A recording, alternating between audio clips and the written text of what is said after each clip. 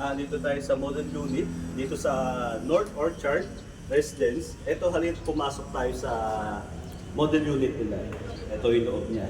As you can see yung loob niya, pwede tayo maglagay dito na dining, dito living area natin o mga sopa-sopa. At dito sa side na to, pwede tayo dito maglagay na dining area dito sa area. At dito yung pwede tayo maglagay ng TV dito sa side. Mapapansin nyo naman, at yung CR niya andito. Yan, maluwag din na kanya CR. Yan ang sample o model unit natin na fully finished na. Ito bago i-turn over sa atin, ganyan na yung magiging itsura niya o setup niya. Siyempre, excluding yung pintura. Yun naman siya. At dito sa side naman natin, dito natin makikita yung lababo natin. Diyan, pwede kayo maglagay ng cabinet sa ibabaw.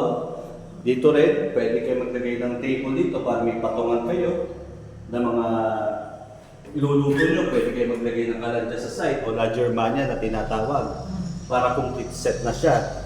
Paglabas naman natin dito sa back door nila, mapapansin natin na meron tayong lababo sa likod. Yan ang lababo. Itong lababo natin na to is, itong lababo sa likod, connected siya dito naman sa garahe natin. Kung ayaw natin for example, may bisita tayo sa harap, ayaw natin magdaan personally sa harap, pwede tayo magdaan through back door sa likod. Yun naman siya. Tara, balik tayo sa loob.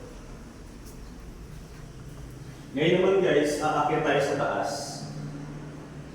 Aakyat tayo sa taas, yung sample unit po sa taas. Kung nakapansin natin, yung hagdan niya is terrace siya.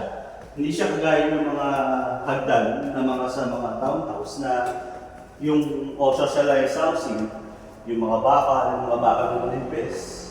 O sa townhouse guys, townhouse na kahoy. Ito siya, bakal naman siya. Ngayon, pagkakit naman natin sa taas, mapapansin agad natin yung tatlong sample unit na kwarto. Ito yung isang maliit na kwarto sa mga kwarto ng mga anak natin.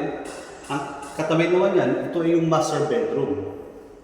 Mapapansin natin yung master bedroom natin ngayon, tanaw mo yung buong area. O may mirrors view ka na nakikita mo halos yung labas. Yun ang kagandahan dito sa model unit natin na to. Ngayon naman, dito naman sa side na ito, makikita natin ang kanilang CR. Dalawa po yung CR natin, isa dito sa taas at isa din sa baba. Ang CR dito sa taas, same na din na nasa baba na medyo maluwag siya. Ngayon naman. At ito naman yung ating pangatlong room. Mapapansin po natin. Ayan, malaki din po siya. Mas malaki siya dun sa unang kwarto na pinasok natin. Ayan po yung total area. Yun lang po at maraming salamat. Thank you.